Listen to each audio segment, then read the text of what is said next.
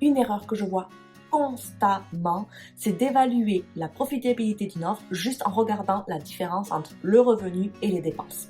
Et que le reste, c'est pour nous.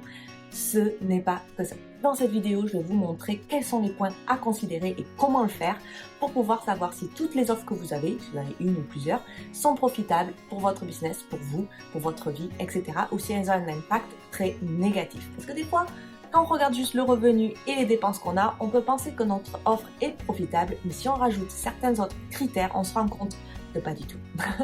Donc, prêt, on y va. Il y a des passages dans notre business où on commence à se dire « et ça serait bien de revoir nos offres ». On se sent fatigué ou on sent qu'on arrive à un certain niveau et qu'on se sent un peu, on n'arrive pas à passer au niveau supérieur. Et du coup, on se dit « bon, revoyons les offres, revoyons notre business model, voyons comment ça se passe ».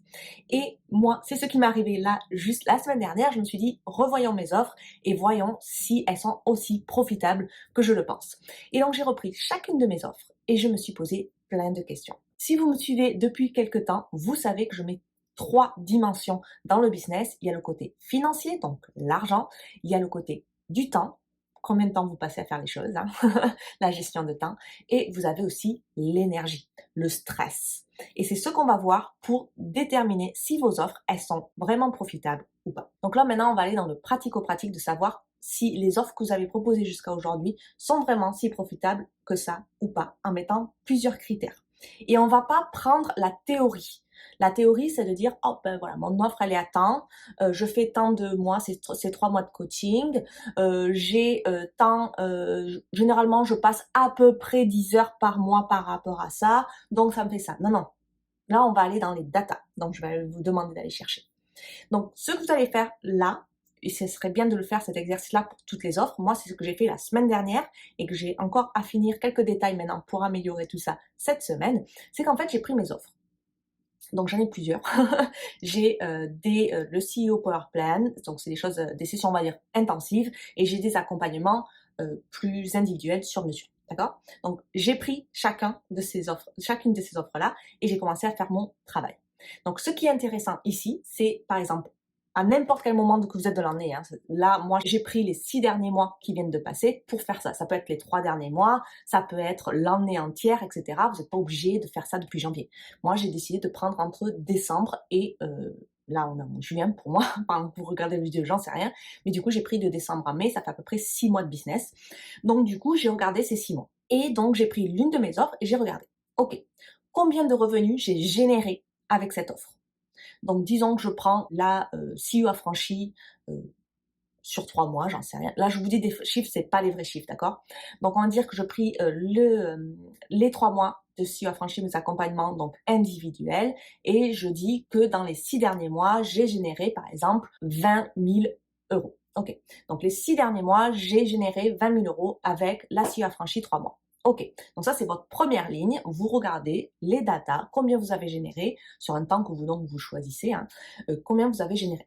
Ensuite, vous allez regarder tout ce que vous avez dépensé. Donc là, on va être vraiment dans la profitabilité. On va définir la profitabilité de cette offre-là dans ces 6 derniers mois. Donc là, c'est vraiment au terme financier. Donc, vous prenez vos revenus, vous enlevez toutes les charges, les dépenses, etc., tous les outils, d'accord? On met tout dedans, hein. C'est pas que ce qui est directement lié, c'est tout ce que vous utilisez en dépenses de votre business. Si vous avez plusieurs offres, vous pouvez faire des pourcentages sur ça, mais on va pas rentrer dans les mathématiques. Vous pouvez faire ça assez, je vous fais confiance pour faire un peu de maths. Si vous savez pas, vous pouvez venir me faire un petit message sur Instagram à along.avec.nana et on pourra discuter de savoir comment vous faites des pourcentages. Mais là, l'important, c'est de savoir donc du coup combien vous faites juste une soustraction des dépenses que vous avez faites pour cette offre-là et du coup le revenu. Et vous allez voir ce qui reste. Donc, vous enlevez bien un pourcentage d'impôt, un pourcentage de vos charges, etc. Ça dépend dans le pays où vous êtes, mais vous savez à peu près et toutes les dépenses que vous avez pour votre business. Donc moi, ce que j'ai pris les 6 derniers mois et j'ai fait un peu un prorata par rapport à cette offre-là parce que voilà, c'est un peu plus compliqué que juste une petite soustraction, bien sûr. Et donc, je me suis rendu compte que pour cette offre-là, c'est à peu près au moins 30, voire un plus 30-35% qui s'en va. Parce que moi, en plus, moi, c'est plus 35% parce que comme je suis à l'étranger, je paye plus d'impôts. Donc, du coup, voilà, je suis entre 30 et 35% qui s'en vont. Donc là, on va dire que le pourcentage de profitabilité pour cette offre-là est à peu près de 70%. Donc, il y a beaucoup de gens qui s'arrêtent là et te disent, bon, 70%, ça va, je paye 70% de ça. Non, non. Tu n'es pas que 70%. Parce qu'il va falloir aller un peu plus loin. Si vous me suivez depuis un certain temps, vous savez qu'il y a 3 grands piliers, 3 grandes dimensions qui sont importantes. L'argent, le temps et l'énergie. D'accord? On va prendre ces 3 critères, bien sûr. Là, on a déjà vu l'argent, on a vu les revenus, combien vous avez généré. On a soustrait, en fait, tout ce qui est des dépenses pour votre business, les charges, etc., pour savoir le taux de profitabilité de votre business. Donc là, de votre offre, pardon. Donc là, on a vu mon offre, d'accord? Elle a généré 20 000 euros. On sait que le taux de profitabilité est à peu près de 70%. Donc maintenant, on va voir le temps que ça me demande. Et là, on va pas aller dans la théorie, parce que moi, dans la théorie, oh, bah, j'ai 8 appels, ça fait à peu près 8 heures. Puis ensuite, je passe à peu près une demi-heure par semaine. Sur 12 semaines, ça fait 6 heures. Ouais, bon, alors, bah, c'est 14 heures. Non, non, non, il n'y a pas que ça. Parce que si on voit que comme ça dans la théorie, waouh. Non, je me suis amusée pendant les 6 derniers mois à regarder vraiment le temps que je passais avec mes clients. Parce que moi, par exemple, je ne fais pas que du coaching, je suis vraiment également dans une certaine part d'exécution, je donne des choses à faire, etc. J'ai mis en place aussi des modules dans une plateforme client. J'ai fait énormément de travail, autant au niveau individuel que pour le groupe de clientes que j'avais. Donc là, j'ai vu un peu. J'ai vu aussi que les heures de coaching, c'était généralement 1 heure et quart, voire 1 heure et demie sur certains. Donc ça, c'est peut-être des limites à me mettre à moi aussi, mais des fois, c'est utile de pouvoir faire ce genre de choses. J'ai eu aussi des urgences, des gens qui ont eu vraiment des gros blocages, qui ne savaient plus où ils étaient, etc., pour faire un petit appel d'1 quart d'heure SOS pour débloquer ou pour juste écouter la personne pour qu'elle arrive à continuer à passer à l'action, par exemple. Donc tout ça, si vous ne l'avez pas mis en application, etc., si vous ne regardez pas, si vous ne conscientisez pas ce que vous avez fait les 6 derniers mois, ou les 3 mois, hein, c'est pas obligé d'aller aussi loin, vous ne pouvez pas vraiment savoir ce que ça vous prend. Il faut mettre également à l'intérieur tout ce que vous faites pour arriver à faire les appels découvertes, amener les gens dans donc tout ce qui est marketing de votre offre, la mettre en avant, etc., faire les appels découvertes, convertir, faire tout ce qui est admin, etc., pour que tous les papiers soient faits, pour le contrat soit envoyé, les factures, etc., faire les suivis des paiements chaque mois. Quand vous faites des virements, ben, des fois, il y a des gens qui oublient parce qu'ils n'ont pas vu le mail ou quelque chose, donc il faut aller demander, etc. Si peut-être que c'est pas vous qui le faites, hein, peut-être que vous avez une assistante virtuelle qui le fait, mais là aussi, ça c'est dans les dépenses normalement. Donc regardez le temps que ça prend pour une offre. Mais même si c'est quelqu'un qui le fait pour vous, il faut le mettre quand même à l'intérieur, ce temps, parce que c'est vraiment le temps qui est dédié à cette offre. Donc si vous faites des grands lancements, pareil, ça doit être mis à l'intérieur. Et là, si vous enlevez tout ça, vous vous rendez compte quand même que les petites 14 heures que j'avais mis en théorie pour mon offre, ça va vite se tourner en beaucoup plus. D'accord? Donc faites le petit calcul et dites-moi.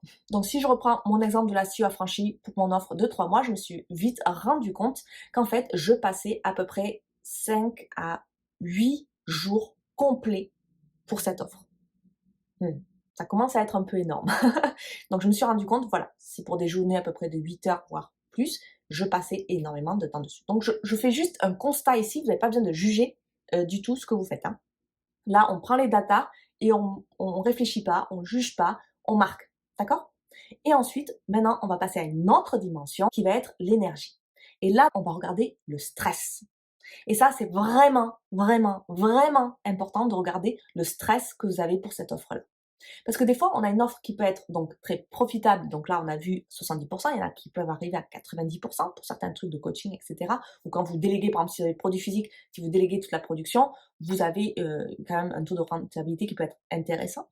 Mais du coup, essayez d'évaluer le stress que vous avez pour ça. Donc ici, dans le niveau de stress, essayez de voir si c'est un stress qui est plutôt bas, moyen ou élevé. Regardez ça et demandez-vous pourquoi. Pour la SEO affranchie, que ce soit du 3 mois ou du 6 mois, hein, c'est vraiment une offre qui me plaît. J'adore travailler avec mes clientes, voir leur business et vraiment être sur du sur-mesure où on fait les choses. Par contre, il y a quand même du stress parce que c'est des business, ils ont besoin d'avancer. Donc si ils ont des questions, etc., ou des choses que je dois exécuter moi, ça pouvait me donner un certain stress. J'avais quand même une certaine responsabilité dans les personnes. Ou c'est moi qui me donnais la responsabilité, par exemple s'ils avaient un manque de progression, etc. Je dirais que mon niveau de stress par rapport à la SEO affranchie est médium à bas. Voilà. Après, ça dépend des business, des saisons qu'ils ont, etc.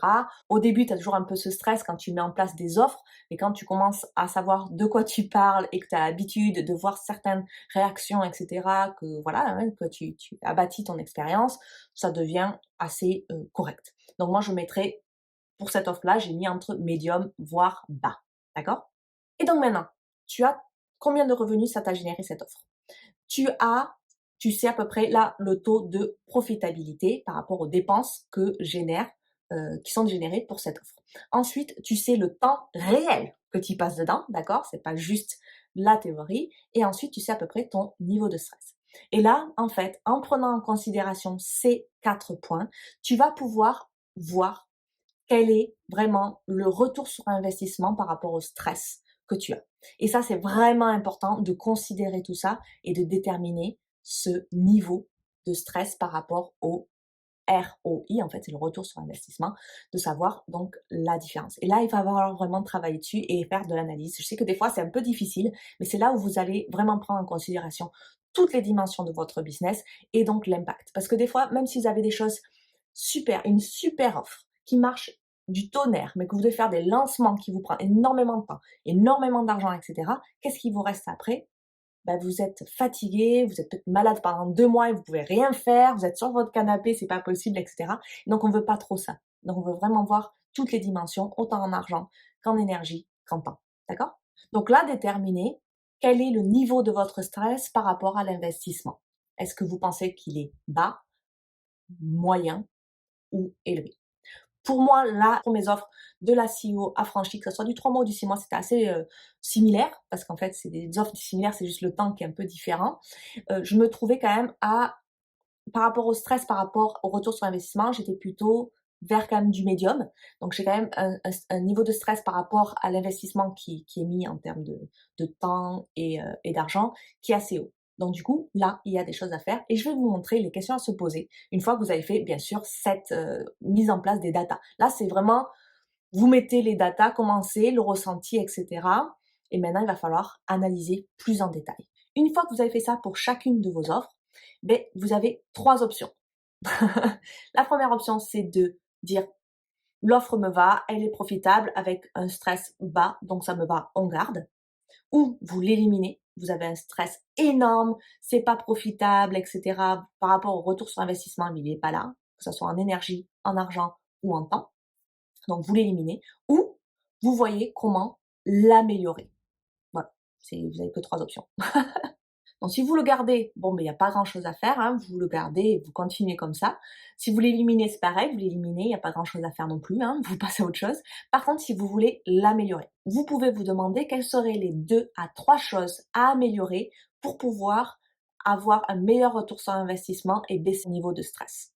Voilà. Donc là, c'est ce que je me suis posé comme question pour certaines de mes offres, pour arriver à baisser ce niveau de stress et avoir un bon retour sur investissement. Donc, toujours pareil, en argent, en temps et en stress, énergie. Voilà. Pour vous donner un exemple de la CEO affranchie, ce que j'avais fait il y a à peu près 6 mois, c'est que j'avais énormément de stress, j'avais des appels un peu partout, ça me prenait énormément de temps, d'énergie, etc.